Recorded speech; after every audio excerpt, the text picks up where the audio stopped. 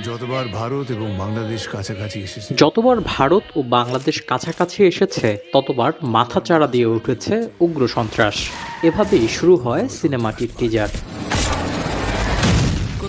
1 minute 48 সেকেন্ডের টিজারে উঠে এসেছে ভারত বাংলাদেশের কূটনৈতিক সম্পর্কের নানান দিক। ধারণা করা হচ্ছে ভারতের প্রয়াত রাষ্ট্রপতি প্রণব মুখার্জির বাংলাদেশ সফরকে ঘিরে তৈরি হয়েছে রক্তবীজ 2 সিনেমাটি। গতকাল মুক্তির পর থেকেই আলোচনায় নন্দিতা রায় ও শিবপ্রসাদ মুখার্জির সিনেমাটির টিজার।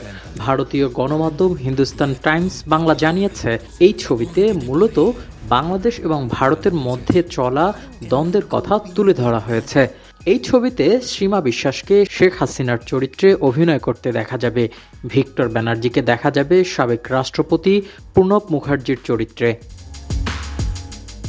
2023 সালে সত্য ঘটনার ছায়ায় নির্মিত রক্তবীজ। মুখ্য চরিত্রে ভিক্টরের সঙ্গে দেখা যায় আবির চট্টোপাধ্যায় ও মিমি চক্রবর্তীকে।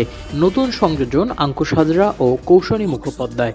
ধারণা করা হচ্ছে বাংলাদেশি কোনো চরিত্রে দেখা যাবে আঙ্কুশকে।